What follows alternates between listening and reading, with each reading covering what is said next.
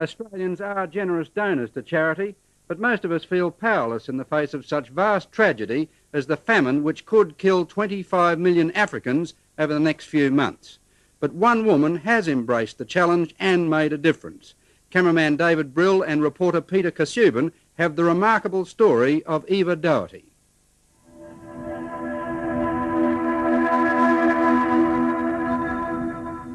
One woman in a dangerous and inhospitable place a long way from her home in Australia. One woman wondering whether she can make a difference in a country all but destroyed by 5 years of drought.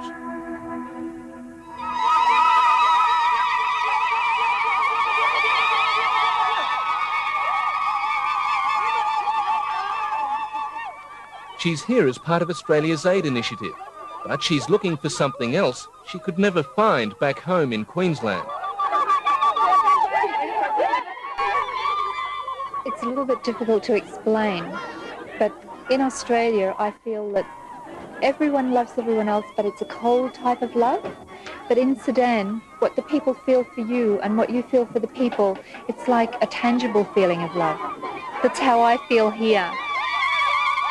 Here the people treat her like a saint. What she brings them is hope for survival.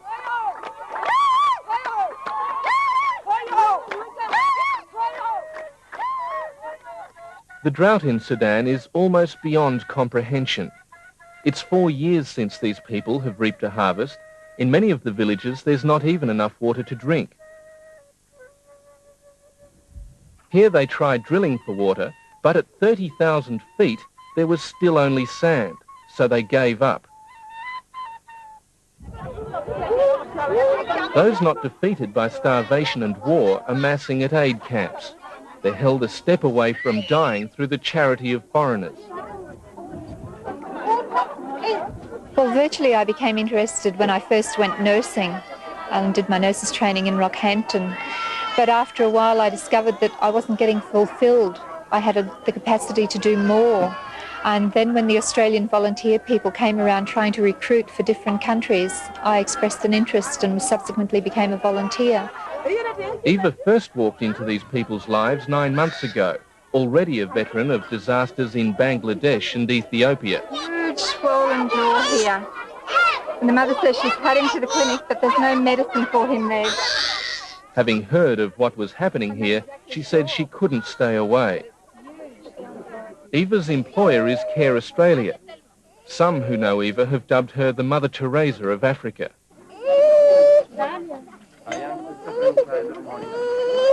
This little one could have another complication, though. It looks like typically much a bit TB-ish, too. They don't know it, but while she's helping them, they're helping her. Actually, I used to have this dream, and I dreamed that I was going to be a nurse, that I'd be in Africa, and that I'd have 500 children. It's almost as if the whole dream is finally coming through. This baby, as far as I'm concerned, he may or may not get better, because if he doesn't get proper food and adequate food, his condition's just going to deteriorate. How are you? In Sudan, the struggle to save lives begins with the men who control what can and can't happen. Eva's totally dependent on these officials. Right now, she's worried about the delay of vital medical shipments. To have an up-to-date... We're also requesting if we can get some of the medicine kits for the clinics where we're attaching the treatment centres because there's no medicine. I'm a Mafi. But for weeks now, Eva's had to carry on her work without even the most basic medicines. Habib Kulu Mafi? Habib Mafi? If I had an aspirin, I could give it to her, but I don't think I've got anything at the moment. Though she checks her bag, she already knows there isn't so much as an aspirin in the entire region.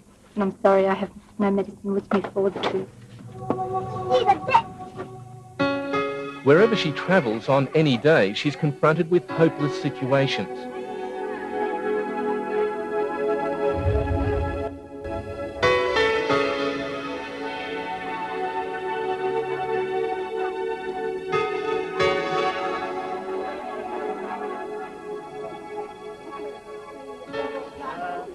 In this camp alone, there are 18,000 people. They get sick with pneumonia and chickenpox. And because their bodies are weak from starvation, even a common cold can kill them.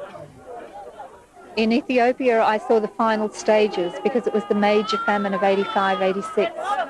Here, I can see the potential for something like that happening if the food aid and if the medical aid doesn't get through. There may be no medicine at the moment, but at least the shipments of grain are getting through, some of it from Australia.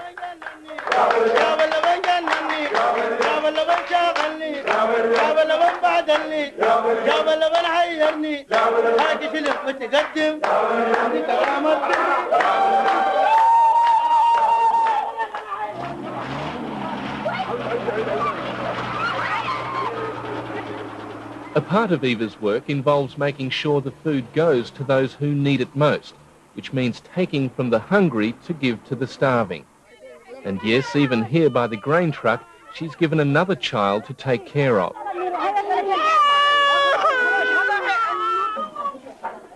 The severely starved are carried to supplementary feeding centres where they're fed a high-protein mix. It can only return them, though, to a less dangerous state of malnutrition. Mothers desperately try to make their children eat while there's food, knowing this meal could be their last. Because of the massive scale of the famine, the truckloads of food last only 2 weeks of every month. In desperation, some of the people ferment these deadly berries, hoping to rid them of poison. It's a slow and dangerous substitute for the bagged grain they should be getting. Unlike the stricken camps and villages, most of the larger towns at least have drinking water. Though even in the markets, where traders do their best to meet demand, good food is scarce. I tried it before, but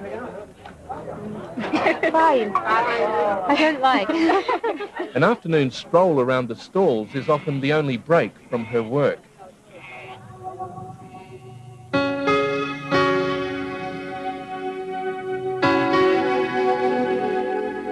If the child lived, it was meant to live. As much as I can do, I do. But I think I realise when I can't do something more.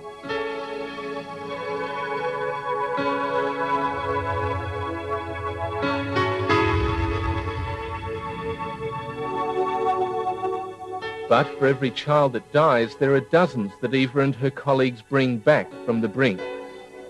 Half the once critically ill people in this shelter are now strong enough to be released. In a few weeks, they'll join thousands who'll be sent home from the aid camps. They'll take with them some basic farming tools and just enough food for 30 days. The rest, as they say, is in the hands of Allah. With more money to buy more food and more medicine, Eva knows she can save more lives.